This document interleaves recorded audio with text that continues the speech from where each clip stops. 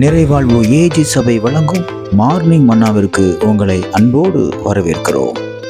கர்த்தருடைய பரிசுத்த நாமம் மகிமைப்படுவதாக. இந்த நாளில் உங்களை சந்திப்பதிலே மிகுந்த சந்தோஷம். என கண்பான தேவ பிள்ளைகளே, நீங்கள் எதையெல்லாம் தொடங்குறீங்களோ அதெல்லாம் மனுஷன் முடிச்சு வச்சிடறானா. நீங்க ஒரு காரியத்தை செய்யணும்னு முயற்சி பண்றீங்க, அவன் உங்களுக்கு பின்னாடியே வந்து அதெல்லாம் அடைச்சு போட்டுறானா. நீங்க எல்லா முயற்சிகளையும் செய்யும் பொழுது உங்களை தோல்விக்கு நேரம் நடத்தி கொண்டு போகிறானா. இன்னைக்கு கர்த்தர் உங்களோட பேசுகிற வார்த்தை என்ன தெரியுமா?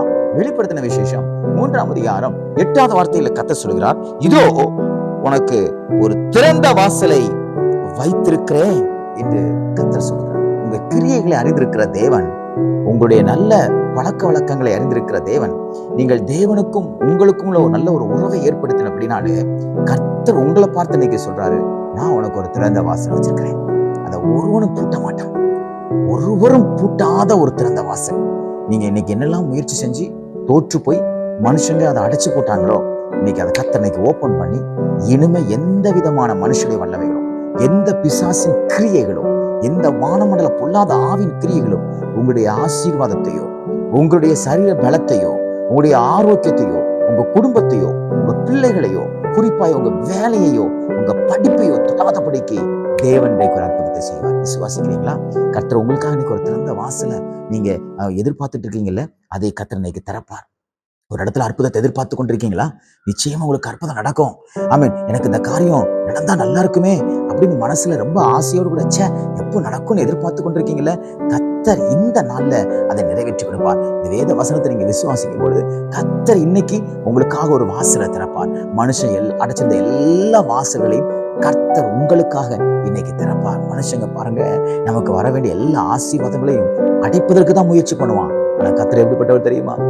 அவர் திறந்த வாசலை எந்த ஒரு மனுஷனும் அடைக்காதபடிக்கு கர்த்தர் சுற்றிலும் வேலி எடுத்து பாதுகாக்கிறார். அன்பான திண்டு பிள்ளைகளே, உங்க சொந்தக்காரங்க உங்களுக்கு வர வேண்டிய ஆசீர்வாதங்களை தடுக்கலாம். உங்க உறவினர்கள் உங்களுக்கு விரோதமாய் எழும்பி பல காரியங்களை செய்து எல்லாவற்றையும் தடை பண்ணி போடலாம். அதை எல்லாவற்றையும் இன்றைக்கு கர்த்தர் சரி செய்கிறார். உங்களுக்கு ஒரு திறந்த வாசல் காத்திருக்கிறது.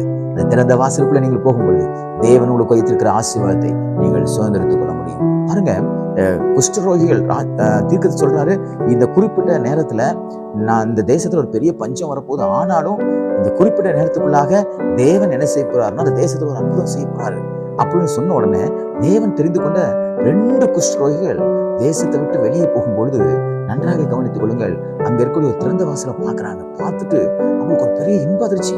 அங்க பட்டினி இல்லாம இருக்காங்க, இங்க சாப்பாடு எவ்வளவு இருக்குது, அங்க ஒண்ணுமே இல்லாம இருக்காங்க, இங்க எல்லாம் இருக்குது.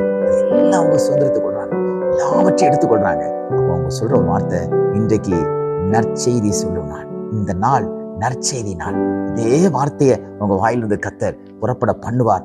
எந்தெந்த வாசல்லாம் மனுஷங்க அடைச்சி வச்சிருந்தாங்களோ அதை இன்னைக்கு திறந்து உங்க வாயிலிருந்து சொல்ல போறீங்க, இன்னைக்கு ஒரு சந்தோஷத்தின் நாள், இன்னைக்கு தேவன் எனக்கு அற்புதம் செய்த நாள் என்று சொல்லி தேவனை மகிமைப்படுத்த போறீங்க. பயப்படாதீங்க, இன்னைக்கு கர்த்தர் உங்களுக்கு முன்பாக ஒரு திறந்த வாசலை வைத்திருக்கிறார். இந்த நாள் ஒரு திறந்த வாசலின் அனுபவத்தை கர்த்தர் உங்களுக்கு தருவாராக. God bless you.